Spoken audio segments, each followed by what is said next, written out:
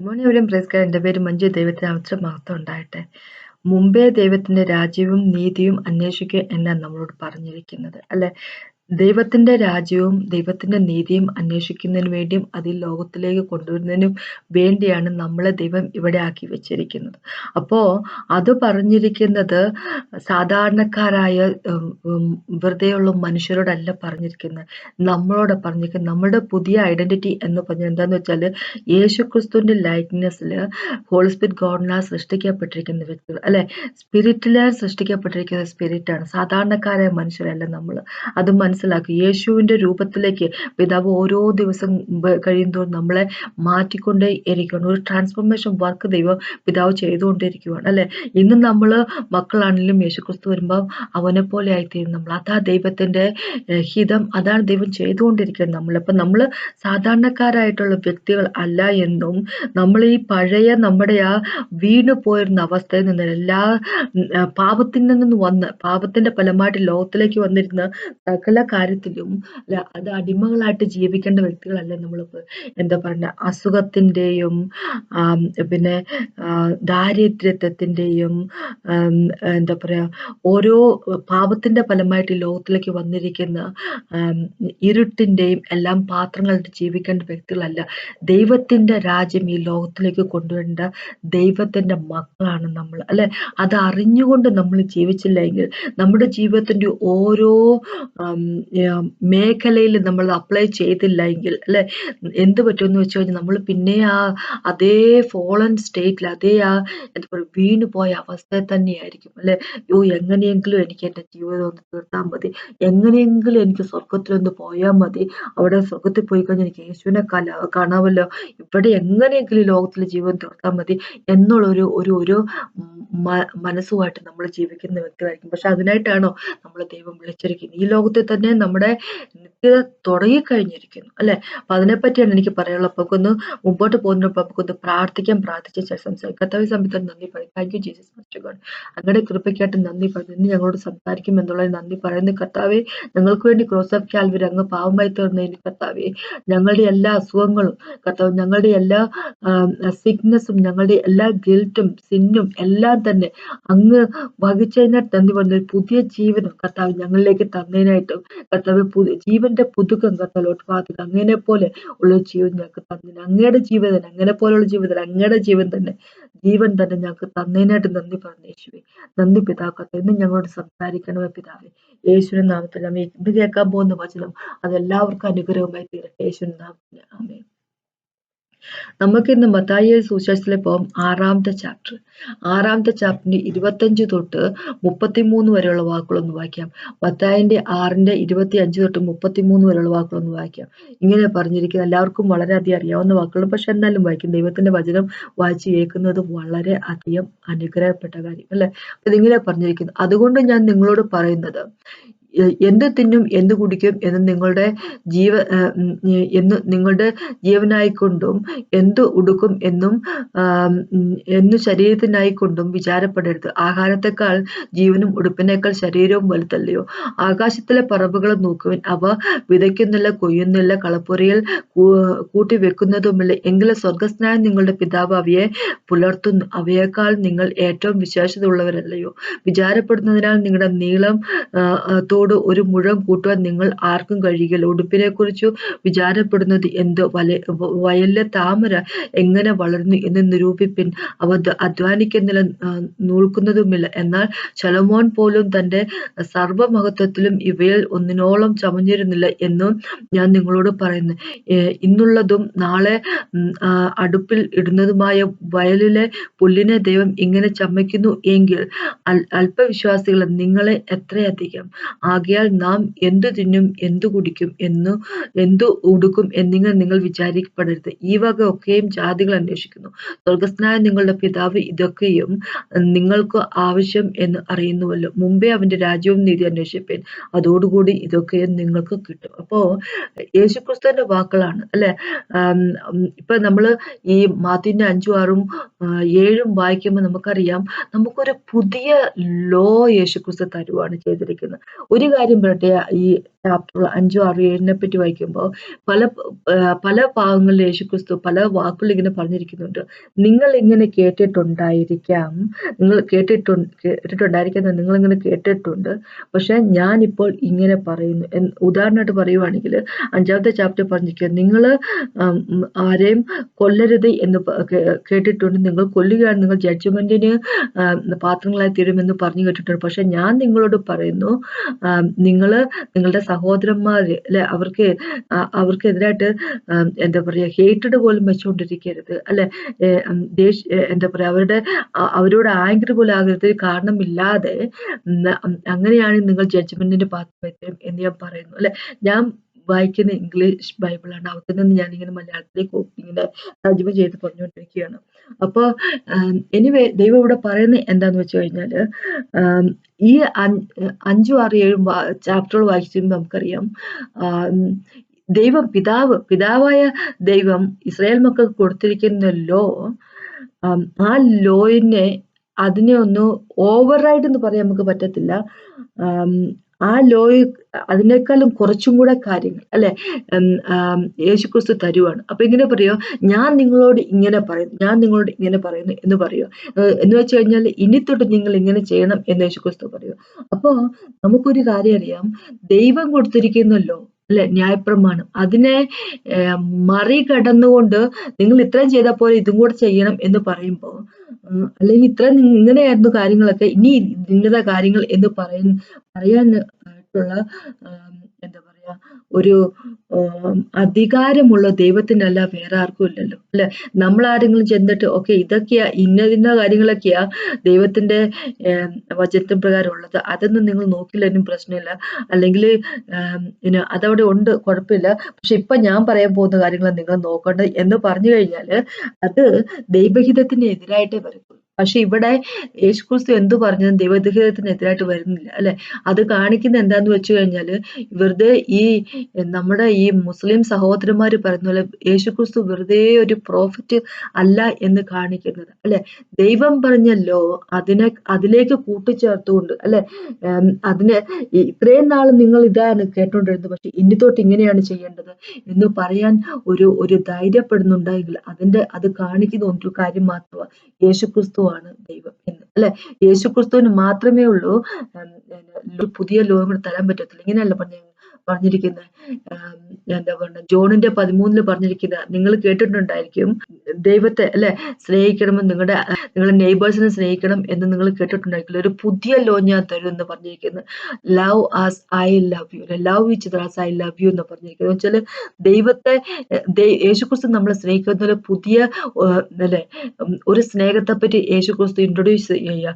ഞാൻ നിങ്ങളെ സ്നേഹിക്കുമെന്ന് നിങ്ങൾ പരസ്പരം സ്നേഹിക്കുമെന്ന് പറഞ്ഞിരിക്കുക. അപ്പൊ ഒരു പഴയ ലോ ഉണ്ട്, അതിന്റെ കൂടെ ഒരു പുതിയ കാര്യം കൂടെ തരും എന്ന് വെച്ച് കഴിഞ്ഞാൽ യേശുക്രിസ്തു ഈ 5ാമത്തെ ചാപ്റ്ററിൽ തന്നെ പറഞ്ഞിരിക്കുക, എന്താ പറയുക, ദൈവത്തിന്റെ ലോയിൽ നിന്നുള്ള ഒരു പുള്ളിയോ കോമയോ പോലും മാറിപ്പോകത്തില്ല അല്ലെ. അത് കംപ്ലീറ്റ് ആയിട്ട് ഫുൾഫിൽ ചെയ്യാതെ അത് മാറിപ്പോകത്തില്ല. എന്നിട്ട് യേശു തന്നെ പറയുക, ഞാൻ വന്നിരിക്കുന്നത് കംപ്ലീറ്റ് ആയിട്ട് ഫുൾഫിൽ ചെയ്യുന്നതിന്, ഞാൻ ഫുൾഫിൽ ചെയ്യുന്നതിന്, അത് എന്താ പറയാ നശിപ്പിച്ചു കളഞ്ഞ അല്ലെങ്കിൽ അത് വേണ്ടെന്ന് വെക്കുന്നതിന് വേണ്ടി എന്ന് വെച്ച് കഴിഞ്ഞാല് യേശുക്രിസ്തു പിന്നെയും ലോ തരുവെന്ന് വെച്ചാൽ ഇൻ അഡീഷൻ ആയിട്ട് തരുവെന്ന് വെച്ച് കഴിഞ്ഞാല് യേശുക്രിസ്തു ക്രോസ് ഓഫ് കാൽവരി എല്ലാം പിതാവ് കൊടുത്തിരുന്ന ലോ എല്ലാം ഫുൾഫിൽ ചെയ്തു. ഇനിയിപ്പോ പുതിയ കവനന്റ് ആണ്, യേശുവിന്റെ രക്തത്തിൽ പുതിയ കവനന്റ് ആയതുകൊണ്ട് ആ പുതിയ കവനന്റിൽ വരുന്ന കിങ്ഡത്തില് പുതിയ ലോയാണ് അല്ലെ. അപ്പൊ ഇത് ഈ 5, 6, 7 ചാപ്റ്ററുകൾ പറയുന്നത് പുതിയ കിങ്ഡത്തിന്റെ കാര്യത്തെ പറ്റി, പുതിയ ലോയിനെ പറ്റിയാണ് പറയുന്നത് അല്ലെ. അപ്പൊ ഈ ടെക്സ്റ്റിലേക്ക് വരുമ്പോ യേശുക്രിസ്തു പറയുക, നിങ്ങൾ എന്ത് കുടിക്കുമെന്നോ, നിങ്ങൾ എങ്ങനെയുള്ള വസ്ത്രങ്ങൾ ഇടുമെന്നോ ഒക്കെ ഓർത്ത് നിങ്ങൾ എന്താ പറയാ സങ്കടപ്പെടേണ്ട കാര്യമുണ്ട്, നിങ്ങൾ എന്താ പറയാ വിചാരപ്പെടേണ്ട കാര്യം എന്തെങ്കിലും ഉണ്ടോ? എന്ന് ചോദിച്ചിരിക്കുവോ? ശലോമോന് പോലും ഇത്രയധികം ആർഭാടത്തോടു കൂടി എന്താ പറയുക ഡ്രസ്സുകളൊന്നും അങ്ങനെ അത്രയ്ക്കധികം ആർഭാടം ഉണ്ടായിട്ടില്ല. എന്ന് വെച്ച് കഴിഞ്ഞാൽ വയലിലെ താമരയെ നോക്ക്, അല്ല വയലിലെ പുല്ലിനെ നോക്ക്, അല്ലെ ഇന്ന് വളർന്നു വരുന്നത് അത് നാളെ അത് കത്തിച്ച് കളയാനുള്ളതാണെങ്കിൽ പോലും പക്ഷെ അതിനെ ദൈവം പരിപാലിക്കുന്ന ശലോമോന് പോലും ഇല്ലാത്തത്രയും ലക്ഷറി ഇല്ലാണത്. എന്ന് വെച്ച് കഴിഞ്ഞാൽ നിങ്ങളെ ഞാൻ പരിപാലിക്കാതെ ഇരിക്കുമോ? അല്ലെ നിങ്ങളുടെ കാര്യങ്ങൾ ഞാൻ നോക്കാതെ ഇരിക്കുമോ? അതിന്റെ ഞാൻ നോക്കും എന്ന് പറയുന്നൊരു കാര്യം എന്താന്ന് വെച്ച് കഴിഞ്ഞാല് അല്ലെ, പിതാവ് യേശുക്രിസ്തു ഇങ്ങനെ പറഞ്ഞു. എന്താന്ന് വെച്ച് കഴിഞ്ഞാല് യേശുവോട് പറയും, കാരണം നിങ്ങൾ എന്റെ മക്കളാണ് അല്ലെ, ഞാൻ രക്തം കൊണ്ട് വീണ്ടെടുത്തിരിക്കുന്ന നിങ്ങളെ ഞാൻ നോക്കാതിരിക്കും. പക്ഷെ നിങ്ങൾ ചെയ്യേണ്ട കാര്യം എന്താന്ന് വെച്ച് കഴിഞ്ഞാല് 33ാമത്തെ വാക്ക് പറയുക, എന്താ പറയാ, മുമ്പേ അവന്റെ രാജ്യവും നീതിയും അന്വേഷിക്കും, അതോടുകൂടി ഇതൊക്കെ നിങ്ങൾക്ക് കിട്ടും. അപ്പൊ ദൈവത്തിന്റെ രാജ്യവും നീതിയും അന്വേഷിക്കുന്ന വ്യക്തികളായിരിക്കണം നമ്മള്. ദൈവത്തിന്റെ രാജ്യവും നീതിയും ഈ ലോകത്തിലേക്ക് കൊണ്ടുവരുന്ന വ്യക്തികളായിരിക്കണം നമ്മള്, അല്ലെ. ബാക്കി കാര്യങ്ങളൊക്കെ ദൈവം നോക്കിക്കോളും, അല്ലെ. ബേസ്ഡ് ഓൺ അവർ ഐഡന്റിറ്റി, പുതിയ ഐഡന്റിറ്റി വെച്ചിട്ട്, അല്ലെ. പഴയ വ്യക്തികളോടല്ല പറഞ്ഞിരിക്കുന്നത്, പുതിയ വ്യക്തിയോട് പറഞ്ഞിരിക്കുന്നത്. അപ്പോ നമുക്കറിയാം നമ്മളെ പറ്റി, ദൈവത്തിന്റെ മക്കളെ പറ്റി ദൈവം പറഞ്ഞിരിക്കുന്നത് ജോണിലേക്ക് പോകുമ്പോൾ 1-ാമത്തെ ചാപ്റ്ററിൽ ഇങ്ങനെ പറഞ്ഞിരിക്കുന്നത്. 13ാമത്തെ വാക്കിനെ പറയുക, അവർ രക്തത്തിൽ നിന്നല്ല, ജഡത്തിന്റെ ഇഷ്ടത്താലുമല്ല, പുരുഷന്റെ ഇഷ്ടത്താലുമല്ല, ദൈവത്തിൽ നിന്നിട്ട് ജനിച്ചിരിക്കുന്നു, അല്ലെ. അപ്പൊ 12ാമത്തെ വാക്ക് പറയാ, അവനെ കൈക്കൊണ്ട് അവന്റെ നാമത്തിൽ വിശ്വസിക്കുന്ന ഏവർക്കും ദൈവമക്കൾ ആകുവാൻ അവൻ അധികാരം കൊടുത്തു, അല്ലെ. അപ്പൊ നമ്മളെല്ലാം ദൈവമക്കളായിരിക്കുകയാണ്. അപ്പൊ എങ്ങനെയുള്ളവരാ നമ്മളെ പറ്റി നമ്മൾ എങ്ങനെയുള്ളതെന്ന് പറഞ്ഞിരിക്കുക, അവർ രക്തത്തിൽ നിന്നല്ല, ജഡത്തിന്റെ ഇഷ്ടത്താലുമല്ല, പുരുഷന്റെ ഇഷ്ടത്താലും ദൈവത്തിൽ നിന്നെത്ര ജനിച്ചിരിക്കുന്നത്, ദൈവത്തിൽ നിന്ന് ജനിച്ചിരിക്കുന്ന വ്യക്തികളാണ്, അല്ലെ. അപ്പൊ ഇനി ദൈവം എന്ന് പറയുമ്പോൾ വീണുപോയ പഴയ ആടത്തിന്റെ സ്വഭാവമുള്ള വ്യക്തിയല്ലല്ലോ, ആടത്തിനെ പോലെ ജഡത്തിന്റെ സ്വഭാവത്തിൽ ജീവിക്കുന്ന വ്യക്തിയല്ലല്ലോ, അല്ലെ. ദൈവത്തിൽ നിന്നുള്ള ദൈവത്തെ പോലെ ആയിരിക്കുമല്ലോ, അല്ലെ. എന്താ പറയാ, സിംഹത്തിന്റെ കുട്ടി സിംഹം പോലെ തന്നെ ആയിരിക്കും എന്നുള്ളത് പോലെ നമ്മളുടെ മനുഷ്യ കുഞ്ഞുങ്ങൾ മനുഷ്യരെ പോലെ ആയിരിക്കുന്നു എന്നതുപോലെ ദൈവത്തിന്റെ മക്കൾ ദൈവത്തെ പോലെ ആയിരിക്കുമല്ലോ, അല്ലെ. യേശുക്രിസ്തു ഒരിക്കൽ പോലും പറയത്തില്ലല്ലോ, എനിക്ക് എന്താ പറയാ, എന്റെ ബില്ലൊക്കെ അടയ്ക്കണം, എന്റെ ഫോൺ ബില്ല്, അല്ലെ, എനിക്ക് ഫോൺ ചാർജ് ചെയ്യാനുള്ള എന്റെ പെട്രോൾ എനിക്ക് തീർന്നിരിക്കും, അപ്പൊ അതുകൊണ്ട് എങ്ങനെയാന്ന് എനിക്ക് അറിയില്ല, എന്റെ കയ്യിൽ കാശില്ല. അങ്ങനെ യേശുക്രിസ്തു എപ്പോഴെങ്കിലും പറയുമോ? അല്ലെ. കാര്യം അറിയാം, എന്താ പറയുന്നത്, തനിക്കുള്ളത് എപ്പോഴും സുരക്ഷിതമാണ് എന്നറിയാം, അല്ലെ. പിതാവ് നമ്മുടെ സൃഷ്ടാവാണെന്ന് ഉള്ള കാര്യം. അപ്പൊ നമ്മളുടെ പുതിയ ഐഡന്റിറ്റി എന്ന് പറയുമ്പോ യോഹന്നാൻ തന്നെ 3-ാമത്തെ ചാപ്റ്ററിലേക്ക് വരുമ്പോ ഇങ്ങനെ പറയും, വീണ്ടും ജന്മം പ്രാപിച്ചിരിക്കുന്ന വ്യക്തികളാണ്, അല്ലെ.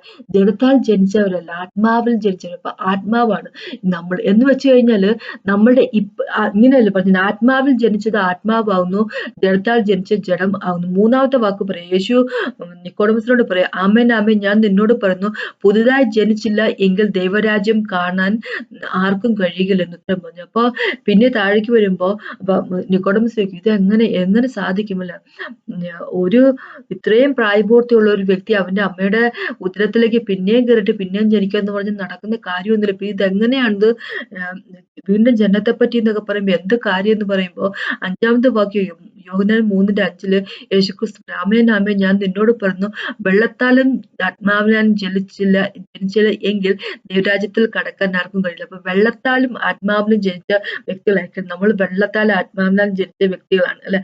അപ്പൊ ആത്മാവിനാൽ ജനിക്കപ്പെടുന്ന വ്യക്തികൾ ആത്മാക്കളാകുന്നു, അല്ലെ. എന്ന് വെച്ച് കഴിഞ്ഞാല് നമുക്കൊരു ശരീരമൊക്കെ ഉണ്ട്, അതൊക്കെ വാസ്തവമാണ്. പക്ഷേ നമ്മളുടെ യഥാർത്ഥ ഐഡന്റിറ്റി എന്ന് പറഞ്ഞു കഴിഞ്ഞാല് നമ്മൾ ആത്മാക്കളാണ് എന്നുള്ളതാണ്. നമ്മൾ വെറുതെ മനുഷ്യരല്ലെന്നുള്ള കാര്യം നമ്മൾ മനസ്സിലാക്കുക. ഇത് പറയുമ്പോൾ നിങ്ങൾ വിചാരിക്കുക എനിക്ക് എന്തോ പ്രശ്നമുണ്ടെന്ന് വിചാരിക്കും. പക്ഷെ ഞാൻ ബൈബിളിലെ കാര്യം പറയുന്നത്, അല്ലെ. ഞാൻ ഇപ്പൊ സംസാരിച്ചുകൊണ്ടിരിക്കുന്ന ദൈവത്തിന്റെ വചനത്തിൽ യോഹന്നാൻ എഴുതിയ സുവിശേഷം ബൈബിളിന്റെ പാട്ടാണ് ഈ ഭാവത്തിൽ നിന്ന് ഞാൻ പറയുന്നത്, അല്ലെ. നമ്മൾ വെറുതെ മനുഷ്യരല്ല, അല്ലെ. നമ്മൾ വീണുപോയ വ്യക്തികളല്ല. നമ്മൾ വീണുപോയ വ്യക്തികൾ. നമുക്കറിയാം ജനസിസിലേക്ക്, അല്ലെ, ഉൽപ്പത്തിന്റെ 6ലേക്ക് വരുമ്പോൾ ദൈവം ഇങ്ങനെ പറഞ്ഞിരിക്കുന്ന, മനുഷ്യർ വെറും വീണു പോയിരിക്കുന്ന ഒരു എന്താ പറയുക, ഒരു ഫ്ലഷ് ആയിട്ട് ജഡമായി തീർന്നു എന്താ പറഞ്ഞ. അതുകൊണ്ട് തന്നെ ദൈവം പറഞ്ഞ, എന്റെ ആത്മാവ് അവരുമായിട്ട് ഇനി എന്താ പറയാ സ്ട്രൈവ് ചെയ്യത്തില്ല. ഇങ്ങനെ പറയുന്നത് ഉൽപ്പത്തിന്റെ 6:3 പറഞ്ഞിരിക്കുക, അപ്പോൾ യഹോവ മനുഷ്യനിൽ എൻ്റെ ആത്മാവ് സദാകാലവും വാദിച്ചുകൊണ്ടിരിക്കുകയില്ല, അവൻ ജഡം തന്നെയല്ലയോ, അല്ലെ? എങ്കിലും അവന്റെ കാലം 120 സംവത്സരം എന്ന് അരുളി ചെയ്തു. അപ്പൊ നമ്മളെ സൃഷ്ടിച്ച സമയത്ത് ജഡമായിട്ടല്ല ദൈവം സൃഷ്ടിച്ചിരിക്കുന്നത്, അല്ല, നമ്മൾ സ്പിരിറ്റ് ബീയിങ്സ് ആയിരുന്നു. ആഡം ഈവും അവര് വസ്ത്രം ധരിച്ചിരുന്നത്, വസ്ത്രം പോലെ ധരിച്ച ദൈവത്തിന്റെ ഗ്ലോറിയ, അല്ലെ? അപ്പൊ അവർക്ക് ശരീരം ഉണ്ടായിരുന്നു, അത് വാസ്തവം. പക്ഷെ ആ ശരീരം അത് വെറും ജഡമായിരുന്നില്ല, വെറും ആനിമൽസിനെ പോലും, മൃഗങ്ങളുടെ സ്വഭാവമുള്ള മനുഷ്യനായിരുന്നില്ല അവരുടെ സ്പിരിറ്റ് ബീയിങ് ആയിരുന്നു. അവരുടെ ഉള്ളിലുണ്ടായിരുന്ന ആ വ്യക്തിയായിരുന്നു വളരെയധികം സ്ട്രോങ് ആയിട്ട് നിന്നോണ്ടിരുന്നത്. എന്നിട്ടും അവർ വീണ് പോയി, അത് വാസ്തവം, അത് വേറെ കാര്യം. പക്ഷെ ആ വീണ് കഴിഞ്ഞപ്പോഴേക്കും അവർ വെറും ജഡമായി പോയി, അല്ലെ? ജഡം എന്ന് പറഞ്ഞു കഴിഞ്ഞാൽ ഈ നമ്മുടെ ശരീരത്തെ പറ്റില്ല, നമ്മുടെ ആ ജഡത്തിന് സ്വഭാവമില്ല, അതുള്ള വെറും ഒരു ജഡമായി പോയിരുന്നു, അല്ലെ? മനുഷ്യരായി പോയിരുന്നു. അതുകൊണ്ടാണ് ദൈവം പറഞ്ഞിരിക്കുന്നത്, 6-ാമത്തെ ചാപ്റ്ററിൽ, ഉൽപ്പത്തിന്റെ 6:3 പറഞ്ഞിരിക്കുന്നത്, എന്റെ ആത്മാവ് സദാകാലം ഇവരുമായിട്ട് വാദിച്ചുകൊണ്ടിരിക്കത്തില്ല. പക്ഷെ അങ്ങനെയായിരുന്ന ആ വ്യക്തികളെ, അല്ലെ, ജഡമായി പോയിരുന്ന, ഒന്നിനും കൊള്ളാതിരുന്ന ആ വ്യക്തികളെ, ആ ഫോളൻ നേച്ചറായിട്ട്, എന്താ പറയാ, വീണു പോയിരുന്നു, ഒന്നിനും ഉപകാരപ്പെടാത്ത, അല്ലെ, ചത്തവരായിട്ട്, സ്പിരിറ്റിൽ ആത്മാവ് മരിച്ചവരായിട്ട്, അല്ലെ? എഫേസ്യർക്കെഴുതിയ 2-ാമത്തെ ചാപ്റ്ററിൽ പറഞ്ഞിരിക്കുന്നത്, നമ്മുടെ എന്താ പറയുക, നമ്മള് അകൃത്യത്തിൽ മരിച്ചവരായിരുന്നു. അങ്ങനെ കടന്ന വ്യക്തികളെ ദൈവം എന്താ പറയാ, തിരിച്ച് നമുക്ക് എന്താണോ ഏദൻ തോട്ടത്തിൽ വെച്ച്, ഗാർഡൻ ഓഫ് ഈഡനിൽ വെച്ച് നമുക്ക് നഷ്ടപ്പെട്ട എന്താണോ അതിലേക്ക്, അല്ലെ, ആത്മാവായിട്ട്, അല്ലെ, നമ്മുടെ എന്താ പറയാ, സ്പിരിറ്റിന്, നമ്മുടെ സ്പിരിറ്റ് സ്ഥലത്ത് പുതിയ സ്പിരിറ്റ് കൊണ്ടുവന്നിട്ട് പുതിയ ജീവനായിട്ട് നമുക്ക് എന്താണ് നഷ്ടപ്പെട്ടു പോയെ, ആ ആത്മാവ് എന്ന ലൈഫിലേക്ക് നമ്മൾ തിരിച്ചു കൊണ്ടുവന്നിരിക്കും. എന്ന് വെച്ച് കഴിഞ്ഞാല്, നമ്മള് പണ്ട് പാപത്തിലായിരുന്നു. യേശുക്രിസ്തു വരുന്നതിന് മുമ്പ്, നമ്മുടെ ജീവിതത്തിലേക്ക് വരുന്നതിന് മുമ്പ് ഉണ്ടായിരുന്ന ആ വീണു പോയിരുന്ന ആ അവസ്ഥയിലല്ല നമ്മൾ. ആ വീണു പോയിരുന്ന പാപത്തിൻ്റെതായിട്ടുള്ള അവസ്ഥയിൽ നിന്ന് വരുന്ന കാര്യങ്ങളാണ് എന്താ പറയാ, കഷ്ടപ്പാടും അങ്ങനെയുള്ള ദൈവം പറഞ്ഞിരിക്കുന്നത്, അല്ലെ? മനുഷ്യര് പറഞ്ഞ, നീ നിന്റെ വേർപ്പ് കൊണ്ട് നീ ജീവിക്കുന്നല്ല പറഞ്ഞിരിക്കുന്നത്. അപ്പൊ കഷ്ടപ്പാടും, പിന്നെ രോഗങ്ങളും, പിന്നെ അടിയും ബഹളവും വഴക്കുകളും സമാധാനമില്ലാഴികയും, അതെല്ലാം പാർട്ടായിട്ട് വന്നിരിക്കുന്നത് ആ വീണുപോയ അവസ്ഥയുടെ പാപത്തിൽ നിന്ന് വന്നിരിക്കുന്ന കാര്യങ്ങളാണ് അതൊക്കെ, അല്ലെ? അപ്പൊ ദൈവം നമ്മളോട് പറയുക, ഈ 6-ാമത്തെ ചാപ്റ്ററിൽ മത്തായിന്റെ 25 തൊട്ട് 33 വരെയുള്ള കാര്യങ്ങളിലേക്ക് വരുമ്പോൾ, യേശുക്രിസ്തു വെറുതെ നമുക്കൊരു വാഗ്ദാനം മാത്രം, വെറുതെ ഒരു വാഗ്ദാനം മാത്രം തരുവല്ല ചെയ്യുന്നത്. ഈ ലോകത്തിൽ നമ്മളെ ദൈവം നോക്കിക്കൊള്ളും എന്നുള്ള വാഗ്ദാനം മാത്രം നമുക്ക് തരുവല്ല ചെയ്യുന്നത്. പക്ഷെ ഒരു വലിയ റിയാലിറ്റി കൂടെ നമ്മളോട് പറഞ്ഞു. എന്ന് വെച്ച് കഴിഞ്ഞാല്, എന്താ റിയാലിറ്റി എന്ന് വെച്ച് കഴിഞ്ഞാല്, നിങ്ങൾ വെറും സാധാരണക്കാരായ മനുഷ്യരല്ല നിങ്ങൾ, അല്ലെ? വീണു പോയ കിടക്കുന്ന വ്യക്തികൾ, പാപത്തിലായിരിക്കുന്ന വ്യക്തികളല്ലെന്ന്. നിങ്ങൾ ഇന്ന് എന്റെ രക്തം കൊണ്ട് വീണ്ടെടുത്തിരിക്കുന്ന വ്യക്തികളല്ല. ഇത് പറയുന്ന സമയത്ത് യേശുക്രിസ്തു മരിച്ചിട്ടുണ്ടായിരുന്നില്ല, പക്ഷെ നമ്മളോടും കൂടിയാണല്ലോ പറയുന്നത്, അല്ലെ? അപ്പൊ ഇങ്ങനെ ദൈവം പറഞ്ഞു, എന്താ വെച്ചാല്, വീണു പോയ വ്യക്തികളല്ല നിങ്ങൾ, എന്റെ രക്തം കൊണ്ട് വീണ്ടെടുത്തിരിക്കുന്ന എന്റെ മക്കളാ, ദൈവത്തിന്റെ മക്കളാ നിങ്ങൾ, അല്ലെ? യേശുക്രിസ്തുവിൽ നമ്മളെ തിരഞ്ഞെടുത്തിരിക്കുവാണ് പിതാവ് സ്വന്തം മക്കളാക്കുന്നതിന് വേണ്ടി, അല്ലെ? അപ്പൊ ഇന്ന് നമ്മൾ മക്കളാണ്. യേശുക്രിസ്തു ഒരു പുത്രന്മാരായിരിക്കും, യേശുവിനെപ്പോൾ തന്നെയായിരിക്കും നമ്മൾ. അപ്പൊ ഒരു വർക്ക് പിതാവ് നമ്മുടെ ഉള്ളിൽ ചെയ്തുകൊണ്ടിരിക്കുന്നു. ഫിലിപ്പിയർക്ക് ലേഖനത്തിൽ 1-ാമത്തെ ചാപ്റ്ററിൽ നമ്മൾ വായിക്കുന്ന കാര്യമാണിത്, അല്ലെ? അപ്പൊ അതാണ് നിങ്ങളുടെ ഐഡന്റിറ്റി. അങ്ങനെയാകുമ്പോൾ നിങ്ങൾ മക്കളാണെങ്കിൽ നിങ്ങൾ എന്തിനാണ് ഈ ഞാൻ എങ്ങനെ ഭക്ഷണം കഴിക്കും, ഞാൻ എന്റെ കാര്യം ആര് നോക്കും, എന്റെ കുഞ്ഞുങ്ങളുടെ കാര്യം ആര് നോക്കും, അവരുടെ എന്താ പറയാ, ഫീസ് ആരടയ്ക്കും എന്നൊക്കെ നിങ്ങൾ വിഷമിക്കേണ്ട കാര്യം എന്തിരിക്കുന്നു? എനിക്കിതൊക്കെ ചെയ്യാൻ അറിഞ്ഞൂടെ, അല്ലെ? നിങ്ങള് എന്നെ വിശ്വസിച്ചുകൊണ്ട് എന്റെ രാജ്യത്തിന് വേണ്ടി നിങ്ങൾക്ക് വർക്ക് ചെയ്തു, എന്റെ രാജ്യവും നീതിയും ഈ ലോകത്തിലേക്ക് കൊണ്ടുവരുന്ന വ്യക്തികളായിക്കോട്ടെ, അല്ലെ? ഈ 6-ാമത്തെ ചാപ്റ്ററിൽ തന്നെ യേശുക്രിസ്തു നമ്മളോട് പറയുന്നുണ്ട് എങ്ങനെ പ്രാർത്ഥിക്കാം എന്ന്, നമ്മളോട് പറയുന്നുണ്ട്. എങ്ങനെ പറഞ്ഞിരിക്കുന്നത് അവിടെ, എന്താ പറഞ്ഞ, സ്വർഗസ്നായ പിതാവേ, അല്ലെ?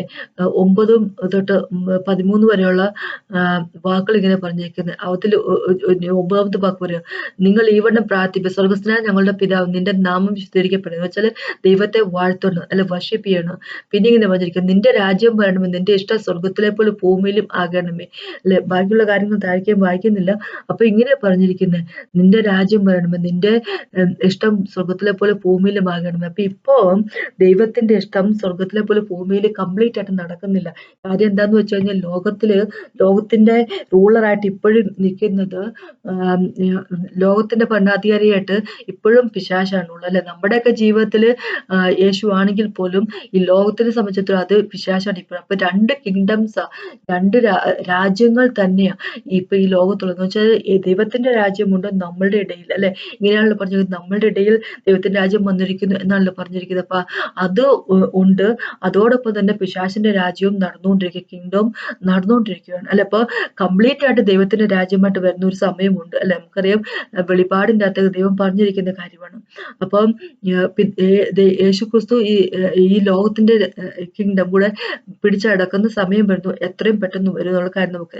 പക്ഷെ ഇവിടെ ദൈവം പറഞ്ഞിരിക്കും, നമ്മൾക്ക് മനസ്സിലാവുന്ന വെറുതെ നമ്മൾ ഈ വീണു പോയവരാണെന്നും എങ്ങനെയെങ്കിലും ജീവിതം നമ്മൾ തള്ളി തീർക്കണം എന്ന് വെച്ചുകൊണ്ട് നടക്കുന്ന വ്യക്തികളാകാതെ, എന്താണ് യേശുക്രിസ്തു നമുക്ക് വേണ്ടി ചെയ്തത്, ക്രോസ് ഓഫ് കാൽവരിയിൽ എന്താണ് നമുക്ക് വേണ്ടി ചെയ്തത്, നമ്മൾ ആരാണെന്നും ഉള്ള ഒരു അറിവോടുകൂടി നമ്മളും ജീവിക്കുന്ന വ്യക്തികളെ കൊളോസ്യർക്ക് ലേഖനം ഒന്ന് വായിക്കണം. വളരെ മനോഹരമാണ്. നമ്മൾ വളരെയധികം അറിഞ്ഞിരിക്കേണ്ട ഒരു ലേഖനം പോളിന്റെ കൊളോസ്യക്കകത്ത് ലേഖനം. അത് നിങ്ങൾ വായിക്കണമെന്ന് തന്നെ അപേക്ഷിക്കുക. എന്നിട്ട് 2ാമത്തെ ചാപ്റ്ററിലൊക്കെ പറഞ്ഞിരിക്കുക, നമ്മൾ യേശുക്രിസ്തുവിനെ സ്വീകരിച്ചതുകൊണ്ട് അവനിൽ നടക്കുന്നവരൊക്കെ, 6ാമത്തെ വാക്ക് പറയാം, അവരിൽ നടക്കുന്ന വ്യക്തികളായിരിക്കും. ഇങ്ങനെയല്ല പറഞ്ഞിരിക്കുക, 2:6-7. ആകയാൽ നിങ്ങൾ കൊളോസ്യർ 2:6-7. ആകയാൽ നിങ്ങൾ കർത്താവ് യേശുക്രിസ്തുവിനെ കൈക്കൊണ്ടതുപോലെ അവന്റെ കൂട്ടായ്മയിൽ നടപ്പിൻ, അവനിൽ വേരൂന്നിയും ആത്മീയമായി വർധന പ്രാപിച്ചും നിങ്ങൾക്ക് ഉപദേശിച്ചു തന്നതിന് ഒത്തവണ്ണം വിശ്വാസത്താൽ ഉറച്ചും സ്വത്വത്തിൽ കവിഞ്ഞും വരും. അപ്പൊ അവനിൽ വേരൂന്നിയും ആത്മീയ വർധന പ്രാപിച്ചും അവന്റെ കൂട്ടായ്മ നടന്നുകൊണ്ട്, എന്ന് വെച്ച് കഴിഞ്ഞാൽ യേശുവിനെ പോലെ ആയിക്കൊണ്ട് അല്ലെ, ദിനം പ്രതി യേശുവിനെ പോലെ ആയിക്കൊണ്ട് ജീവിക്കുന്ന വ്യക്തികളായി. കാരണം വെച്ചാൽ നമ്മളെ യേശുവിനെ പോലെ ആക്കി മാറ്റിക്കൊണ്ടിരിക്കുക. അതാണ് നമ്മളുടെ റിയാലിറ്റി അല്ലെ. നമുക്കത് ഇപ്പൊ ഉൾക്കൊള്ളാൻ സാധിക്കത്തില്ല. നമ്മളെ യേശുവിനെ പോലെ ആക്കി പിതാവ് മാറ്റിക്കൊണ്ടിരിക്കുക എന്ന് വെച്ച് കഴിയുമ്പോൾ അത് വലിയൊരു റിയാലിറ്റി അത് അല്ലെ. പക്ഷെ നമുക്ക് ഉൾക്കൊള്ളാൻ പറ്റാത്ത അത്ര വലിയൊരു കാര്യമാണ്. പക്ഷെ അതാണ് പിതാവ് ചെയ്തുകൊണ്ടിരിക്കുന്നത്. അപ്പൊ അതാണ് നമ്മുടെ ഐഡന്റിറ്റി. അപ്പൊ നമ്മൾ ഓരോ കാര്യം ലോകത്ത് ചെയ്യുന്നത്, നമ്മുടെ ഓരോ ആറ്റിറ്റ്യൂഡ്, നമ്മുടെ ഓരോ എന്താ പറയാ ജീവിതത്തിന്റെ സ്റ്റെപ്പ് എടുക്കുന്നത് എല്ലാം ആ ഒരു റിയാലിറ്റിയിൽ നിന്നുകൊണ്ടായിരിക്കണം അല്ലെ. ആ ഒരു സത്യത്തിൽ നിന്നുകൊണ്ടിരിക്കും. ഞാൻ സാധാരണക്കാരന്റെ ഒരു വ്യക്തിയല്ല. വെറുതെ ചർച്ചിൽ സൺഡേ പോയി കൈ കൊട്ടിട്ട് തിരിച്ചു വരുന്ന വെറുതെ ഒരു ക്രിസ്ത്യനല്ല. ഞാൻ വെറുതെ ഒരു ക്രിസ്ത്യൻ, ഞാൻ ക്രിസ്ത്യനാണ്, കറക്റ്റാണ്. പക്ഷെ അതിനേക്കാൾ ഉപരിയായിട്ട് ദൈവത്തിന്റെ ഛായയിൽ സൃഷ്ടിക്കപ്പെട്ടിരിക്കുന്ന ദൈവത്തിന്റെ മകനാണ് അല്ലെ. ആ ഒരു അതോറിറ്റി എനിക്കുണ്ട്, ആ ഒരു റെസ്പോൺസിബിലിറ്റി എനിക്കുണ്ട് അല്ലെ. അത് നമ്മൾ മനസ്സിലാക്കിക്കൊണ്ട് അല്ലെ, ഞാൻ വെറുതെ ഒരു വ്യക്തിയല്ല അല്ലെ. നമ്മൾ ഓരോരുത്തരും മനസ്സിലാക്കേണ്ട കാര്യങ്ങൾ, ഞാനല്ലെന്നല്ല പറയുന്നത്, നമ്മളെല്ലാവരും അല്ലെ, നമ്മൾ വെറുതെ ഒരു വ്യക്തികളല്ല അല്ലെ, ദൈവത്തിന്റെ മക്കളാണെന്നും ആ ഒരു റെസ്പോൺസിബിലിറ്റി അല്ലെ നമുക്കത് ഉണ്ടായിരിക്കുകയോ ചെയ്യണം. അതോടെ ദൈവം പറഞ്ഞിരിക്കുന്നത്, മുന്നമേ നിങ്ങൾ ദൈവത്തിന്റെ രാജ്യവും നീതിയും ഒക്കെ അന്വേഷിക്കുക. കാരണം ദൈവത്തിന്റെ രാജ്യവും നീതിയൊക്കെ നിങ്ങൾ ഇങ്ങോട്ട് കൊണ്ടുവരണം അല്ലെ. നിങ്ങൾ വഴി ദൈവം ഈ ലോകത്തിലേക്ക് കൊണ്ടുവരാൻ ആഗ്രഹിക്കുന്നു. അതാണ് ദൈവത്തിന്റെ ഹിതം. അതിനായിട്ട് നമ്മൾ എന്താ പറയാ, നമ്മളെ തന്നെ സജ്ജമാക്കിയിരിക്കുന്ന വ്യക്തികളായിരിക്കണം. ജീവിതത്തിന്റെ എല്ലാ ഏരിയയിലും നമ്മൾ അങ്ങനെ ആയിരിക്കണം അല്ലെ. അപ്പോ ഈ മത്തായിന്റെ 5, 6, 7 ചാപ്റ്ററുകൾ പറഞ്ഞിരിക്കുന്നത് നമ്മൾ നേരത്തെ വീണ് കടന്ന് നമ്മുടെ പഴയ സ്വഭാവമുള്ള ആ വ്യക്തികൾക്ക് പറഞ്ഞിരിക്കുന്ന കാര്യമില്ല. പുതിയ വീണ്ടും ജന്മം പ്രാപിച്ചിരിക്കുന്ന വ്യക്തികൾക്ക് യേശുക്രിസ്തുവിന്റെ കിങ്ഡത്തിൽ, ദൈവത്തിന്റെ കിങ്ഡത്തിലെ റൂൾ ആൻഡ് റെഗുലേഷൻസ് ആ പറഞ്ഞിരിക്കുന്നത് അല്ലെ. ഈ റൂൾ എന്ന് പറഞ്ഞത്, ഈ ലോ എന്ന് പറഞ്ഞിരിക്കുന്നത് നേരത്തെ ഇസ്രായേൽ മക്കൾക്ക് കൊടുത്തിരിക്കുന്ന ലോയിനെ പറ്റി അല്ല പറഞ്ഞിരിക്കുന്നത്. ഇസ്രായേൽ മക്കൾക്ക് കൊടുത്തിരുന്ന ന്യായപ്രമാണം അത് കാണിച്ചു തന്ന യേശുക്രിസ്തുവിനെ പറ്റിയാണെങ്കിൽ, യേശുക്രിസ്തു ക്രോസ് ഓഫ് കാൽവരി അതെല്ലാം ഫുൾഫിൽ ചെയ്ത് ഫിനിഷ് ആക്കി കംപ്ലീറ്റ് ആക്കി കഴിഞ്ഞിരിക്കുന്നു. അതുകൊണ്ട് അത് പുതിയ ലോ വന്നിരിക്കുന്നു. അപ്പൊ ഇതാണ് ഇത് പറഞ്ഞിരിക്കുന്നത്, നമ്മൾ എങ്ങനെയായിരിക്കണം എന്നുള്ള കാര്യം ദൈവം പറഞ്ഞു തന്നിരിക്കും അല്ലെ. അവിടെ ദൈവം പറയും, ഞാൻ നിന്നെ നോക്കിക്കോളാം, ഞാൻ നിന്റെ കാര്യം നോക്കിക്കോളാം, പക്ഷെ നീ എന്റെ രാജ്യത്തിന്റെ കാര്യം നോക്കും അല്ലെ. മുന്നമേ നീ എന്റെ രാജ്യവും എന്റെ നീതി അന്വേഷിക്കുക, എന്റെ രാജ്യവും എന്റെ നീതി ലോകത്തിലേക്ക് പ്രാവർത്തികമാക്കുന്ന ആളാകും എന്നാ ദൈവം പറഞ്ഞിരിക്കുന്നത് അല്ലെ. അപ്പൊ നമുക്ക് മനസ്സിലാക്കിക്കൊണ്ട് മുമ്പോട്ട് നീങ്ങുക അല്ലെ. നമ്മൾക്ക് അറിയത്തില്ലാത്തിടത്തോളം കാലം പിശാച് നല്ല വണ്ടർഫുൾ ആയിട്ട് അത് നമ്മുടെ അറിവില്ലായ്മ ഉപയോഗിക്കുകയും ചെയ്യും. നമ്മളിങ്ങനെ എപ്പോഴും പിടിച്ച് താഴോട്ട് ഇട്ടുകൊണ്ടിരിക്കുകയും ചെയ്യും. നമ്മളിങ്ങനെ എപ്പോഴും ഒരുമാതിരി ഒരു ജീവിതം ജീവിക്കും. ഓ കർത്താവെ, എനിക്ക് എങ്ങനെയെങ്കിലും ദൈവമേ എന്നെ എങ്ങനെയെങ്കിലും ഒന്ന് ജീവിപ്പിക്കണം. എൻ്റെ കർത്താവെ, എൻ്റെ അസുഖങ്ങളൊക്കെ ഒന്ന് മാറ്റിത്തരണമേ. എൻ്റെ ദൈവമേ, എനിക്ക് എനിക്ക് കുടുംബത്തിൽ കഷ്ടപ്പാടാണ്. അയ്യോ, എനിക്ക് ആ ബില്ല് കൊടുക്കണം, ആ ബില്ല് ഇത് അടയ്ക്കണം, ഇതൊക്കെ വേണ്ടെന്നല്ല പറയും, ഇതെല്ലാം വേണ്ടതാണ് അല്ലെ. ഇതെല്ലാം നമ്മൾ ബില്ലൊക്കെ അടച്ചില്ലെങ്കിൽ ആൾക്കാർ വീട്ടിൽ വരും, അത് വേറെ കാര്യം. അതെല്ലാം ദൈവത്തിനറിയാം, സമയാസമയത്ത് വരും. പക്ഷെ അതിലേക്ക് നോക്കിക്കൊണ്ടിരിക്കരുത് എന്നാ ദൈവം പറഞ്ഞു. അതിലേക്ക് ആയിരിക്കാനും കണ്ണ് അല്ലെ. അതിന്റെ കാര്യങ്ങളൊക്കെ സമയാസമയത്ത് ദൈവം ചെയ്തു തരും. പക്ഷെ കണ്ണ് എപ്പോഴും ദൈവത്തിലായിരിക്കും. ദൈവത്തിന്റെ രാജ്യവും നീതിയും ലോകത്തിലേക്ക് കൊണ്ടുവന്ന വ്യക്തികളായിരിക്കണം അല്ലെ. അപ്പോ അതിനെപ്പറ്റിയാണ് എനിക്ക് പറയാനുള്ളത്. അപ്പൊ അതാണ് ദൈവത്തിന്റെ ഗീതം. അപ്പൊ നമുക്കൊന്ന് പ്രാർത്ഥിച്ചുകൊണ്ട് കർത്താവേ, ഈ സമയത്ത് നന്ദി പറയാം. Thank you Jesus master God. അങ്ങനെ മനസ്സിലാക്കുന്നതിനും അങ്ങേക്ക് അങ്ങനെ പോലെ ജീവിക്കാനുള്ള കൃപ ഞാൻ കർത്താവിനെ അപേക്ഷിക്കുന്നു. കർത്താവ് സംസാരിക്കണമെന്ന് അപേക്ഷിക്കുന്നു. ഞങ്ങളുടെ ഉൾക്കണ്ണുകളെ തുറക്കണമേ കർത്താവേ. അങ്ങേ ആഗ്രഹിക്കുന്ന രീതിയിലുള്ള ജീവൻ ജീവിക്കാനുള്ള കൃപ തന്നെ കർത്താവേ. Oh lord father God, thank you so much master. അങ്ങനെ അറിയാനും കർത്താവ് അങ്ങനെ പോലെ ശക്തനാക്കാനും കർത്താവ് ലോർഡ് ഫാദർ അങ്ങയുടെ കിങ്ഡം ഈ ലോകത്തിലേക്ക് കൊണ്ടുവരാനും കർത്താവ് അതിനായിട്ടുള്ള കൃപ തന്നെ യേശുവിന്റെ നാമത്തിൽ അനുഗ്രഹിക്കണം എല്ലാവരും. യേശുവിന്റെ നാമത്തിൽ ഇത് കേട്ട നന്ദി. ദൈവത്തിനകത്ത് മഹത്വം ഉണ്ടാകട്ടെ.